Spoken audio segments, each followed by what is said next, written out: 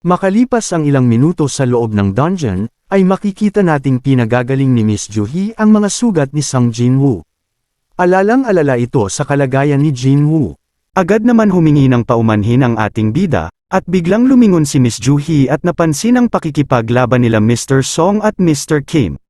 Sabay na umatake ang dalawa, gumamit ng fire spell si Mr. Song at sumugod naman si Mr. Kim at hiniwa ng espada ang halimaw. At tuloy din sa pakikipaglaban ang iba pa nilang miyembro, at mapapansin ang mga pagkawasak ng paligid dahil sa palitang atake ng mga hunter at mga halimaw. Napatingin naman sa nagaganap na laban si Miss Juhee at sinabing malapit na nilang matapos ang raid.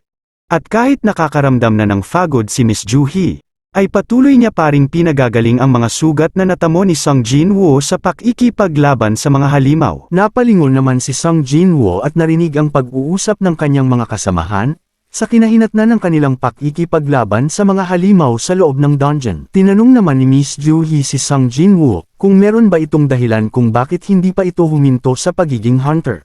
Nagulat naman si Sung Jin-woo sa tanong ni Miss Juhee. At bigla naman nagbiro ang ating bida at sinabing ginagawa niya lang ito para maglibang. Kung hindi niya ito gagawin ay mamamatay siya sa pagkabagot, dagdag ni Jin-woo. Galit na sinabi ni Juhee kay Jin-woo na ang libangan niya ang makakapahamak sa kanya. At bigla naman natawa si Jin-woo, at galit na sinabi ni Miss Juhee na huwag siyang tumawa at baka bumukas ang kanyang mga sugat. Nagtagumpay naman sila sa pagpatay ng mga halimaw sa dungeon, at sila ay masayang nag-usap-usap.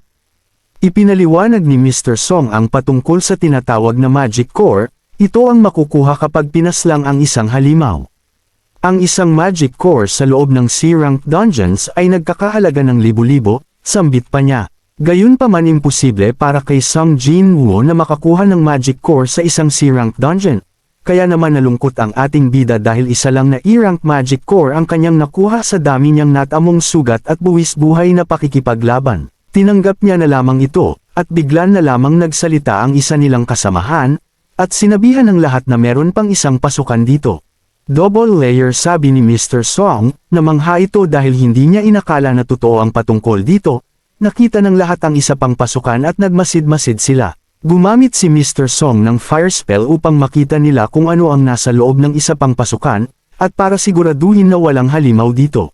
Nagsalita si Mr. Song at sinabing, makinig ang lahat, hindi magsasara ang gate kapag hindi pa napapaslang ang boss ng halimaw, at dahil hindi pa nagsasara ang dungeon ay nagpapahiwatig lang ito na andito pa ang boss ng mga halimaw. Sinabi ni Mr. Song na nais niyang paslangin ang boss ng mga halimaw, napatingin naman sa isa't isa ang mga miyembro at pinag-isipan ang sinabi ni Mr. Song, sumagot ang isang kasamahan na masyado itong mapanganib kaya magbotohan na lamang sila kung sino ang sang-ayon dito sa kanya. Nagsalita si Mr. Song na walang tututol kung ano man ang magiging resulta ng botohan na magaganap. May iba't ibang desisyon ang bawat isa sa kanila, meron sang-ayon at meron namang hindi sang-ayon. Isa si Miss Juhee sa hindi sang-ayon na ipagpatuloy ang raid.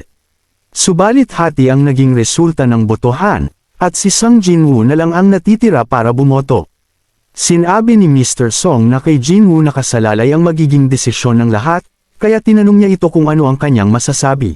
At dahil isang magic core lamang ang kanyang nakuha, napagtanto niya na hindi ito sapat upang mabayaran ang gamot ng kanyang ina na nasa hospital, at kaya naman para sa kanyang pamilya ay nakapagdesisyon si Sung Jin-woo na sumang-ayon at magpatuloy.